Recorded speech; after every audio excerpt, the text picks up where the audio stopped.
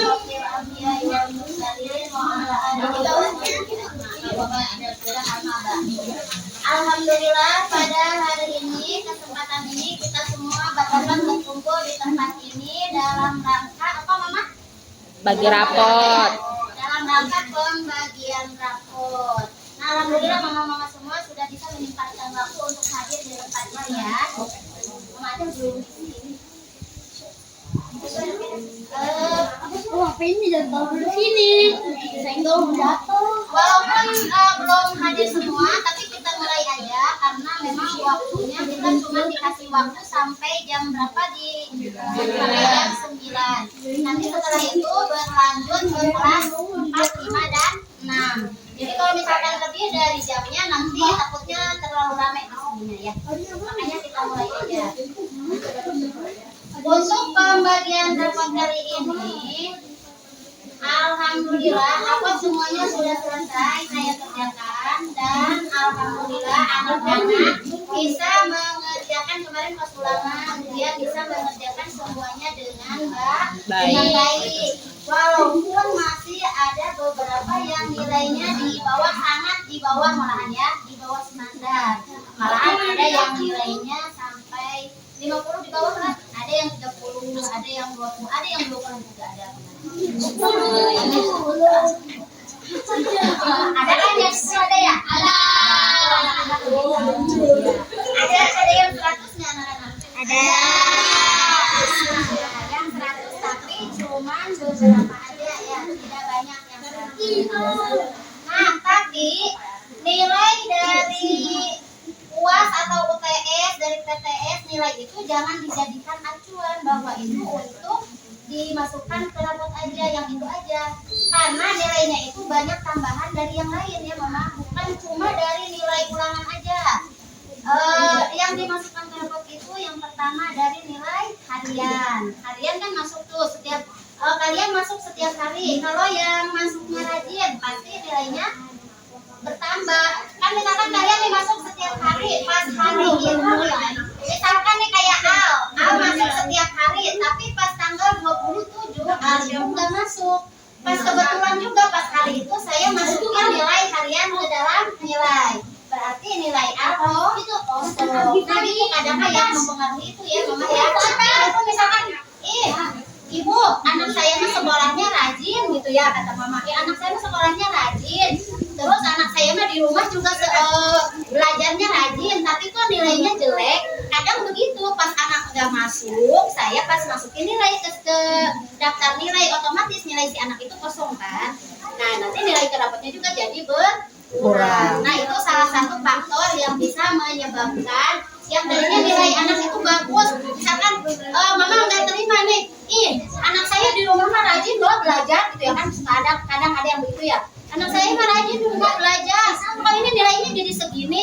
Ya kalau di rumah rajin belajar, tapi kalau di sekolah belum tentu. Kadang mah kalau di rumah belajar karena takut sama mamanya kan. Kalau di sekolah karena banyak teman, kalau ditoel-toel sama teman, diajak bercanda sama teman yang tadinya belajar jadi nengok-nengok, yang tadinya nggak pernah bercanda jadi bercanda. Di rumah mah anak saya pendiam, nggak pernah berantem, nggak pernah apa. Kalau di sekolah mah kan Mama tahu kesehariannya di sekolah nggak?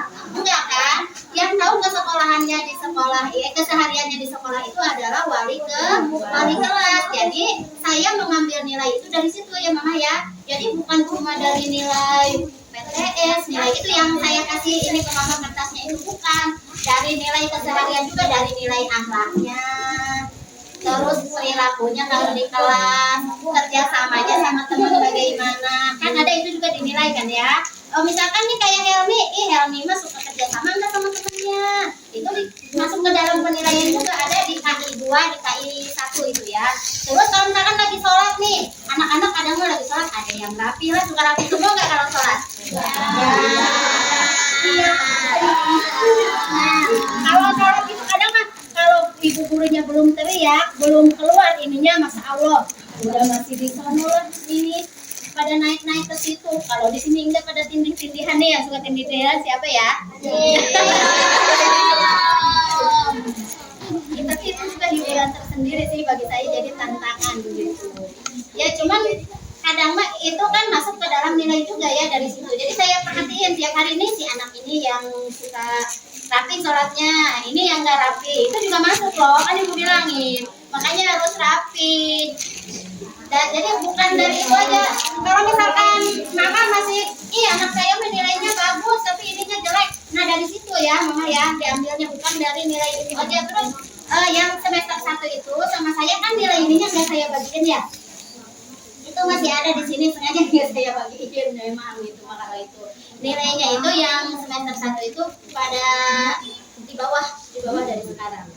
Nih, terus untuk yang sekarang ada anak yang tadinya juara jadi nggak juara. Biasa kalau itu ya, sudah biasa. Pasti ada naik, ada turun. Nggak bakalan naik terus, walaupun ada yang masih bertahan, Cuman ada beberapa juga yang naik turun. Terus untuk tahun ini ada reward untuk yang tahfiznya terbanyak. Itu Bu, kriteria tahfiz terbanyak itu gimana? Kriterianya yaitu yang hafalannya paling banyak dari Anas sampai surat, kemarin surat apa keren?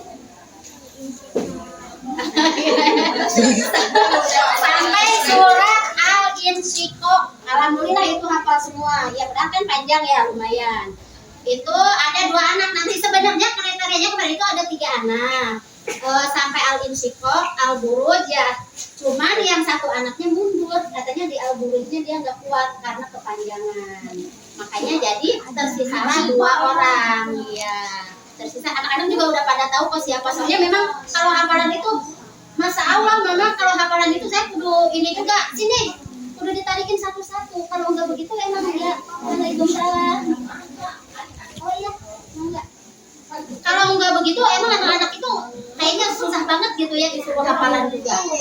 Ada yang suratnya masih al-a'la aja dari semester 2 itu naik sampai sekarang masih di al-a'la aja, belum naik-naik gitu. Jadi nggak bisa-bisa walaupun mau dipaksa, mungkin kemampuannya segitu, apa nggak tahu karena malesnya, apa emang kemampuannya segitu ya. Jadi masih di situ aja ininya.